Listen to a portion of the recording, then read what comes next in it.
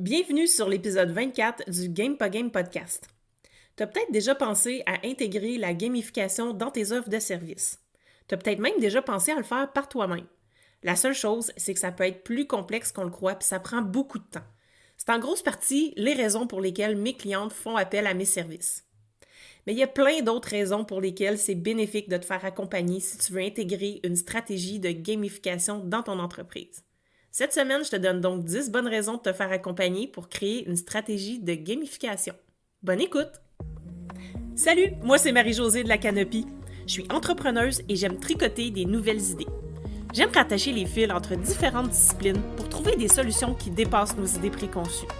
Chaque semaine, je pars à la rencontre d'autres entrepreneurs pour savoir ce qui les inspire, les stimule et les motive à passer à l'action.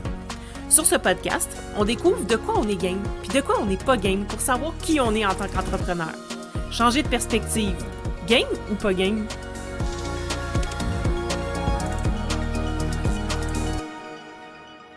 T'as peut-être des idées plein la tête, mais c'est difficile de savoir comment les agencer de manière cohérente pour créer une expérience qui va réellement engager tes clients.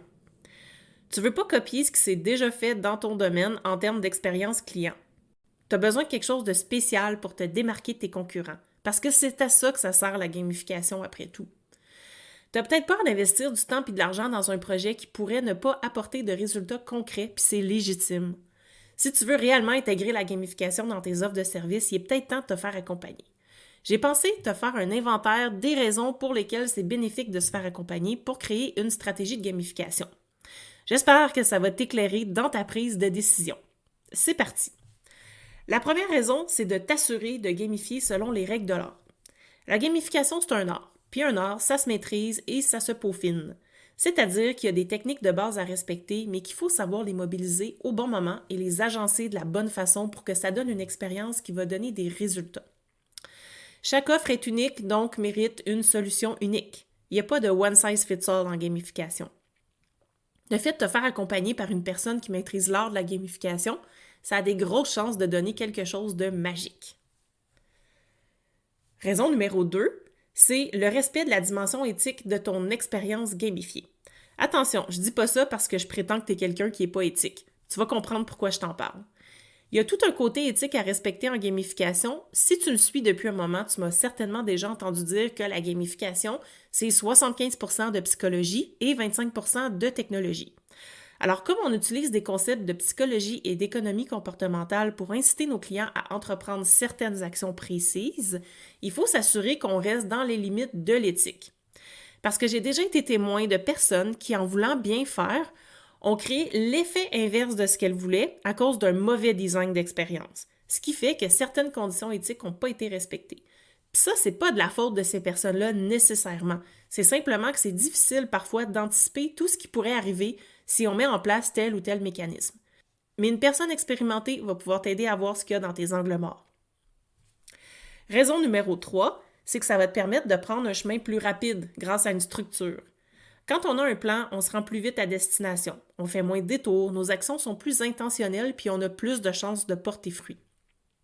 Une personne expérimentée en gamification a certainement eu la chance de tester plusieurs façons de faire puis de trouver celle qui amène à destination plus facilement et rapidement. Donc, tu sauves du temps en faisant appel à quelqu'un d'expérimenté en gamification. Raison numéro 4, avoir un plan précis permet de diminuer l'incertitude tout au long de ton parcours. C'est un peu en lien avec la raison précédente, mais là, on se trouve plus dans la qualité de l'expérience et dans la façon dont tu vas te sentir quand tu vas travailler sur ta stratégie.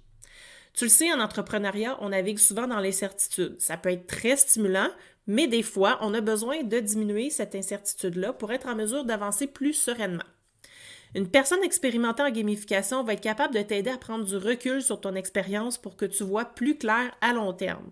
Puis elle va te permettre d'avoir un regard méta sur ton travail. Raison numéro 5, le fait de te faire accompagner va te permettre de mettre tes efforts à la bonne place. Quand on prend un regard méta, on est capable de mieux évaluer ce qui va rapporter puis ce qui n'est pas nécessaire dans ton expérience.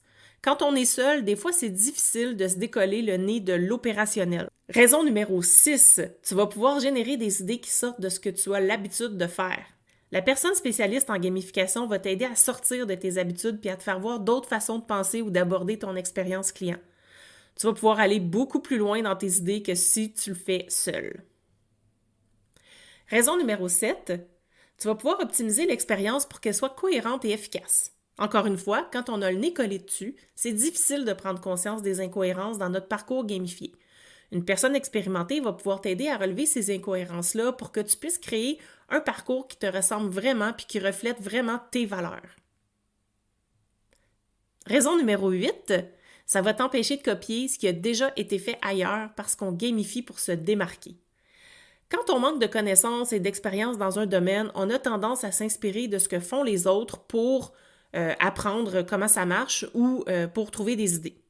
Mais tu le sais, les recettes, ça ne fonctionne pas en gamification. Puis on ne veut pas copier non plus sur les autres parce qu'on veut se démarquer. Donc le fait de te faire accompagner va te permettre de créer quelque chose d'unique qui ne reproduit pas nécessairement ce qui s'est déjà fait. Donc tu vas encore plus te démarquer. Raison numéro 9, ça va te permettre de monter en compétences. Le fait d'avoir quelqu'un d'expérimenté à tes côtés va te permettre de développer tes compétences plus rapidement.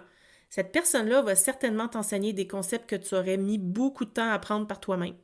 Si cette personne-là connaît exactement tes besoins, elle devrait aussi arriver à t'apprendre les bons concepts au bon moment sans te surcharger cognitivement. Ça s'appelle l'apprentissage juste à temps. La dernière raison pour te faire accompagner, c'est que tu vas être motivé à tout mettre en place par la suite. Faire de la gamification, c'est long et ça demande beaucoup de travail. Le fait d'avoir quelqu'un pour t'épauler dans l'implémentation de ton expérience va faire en sorte que tu vas trouver la motivation plus facilement pour tout mettre en place. Merveilleux, non?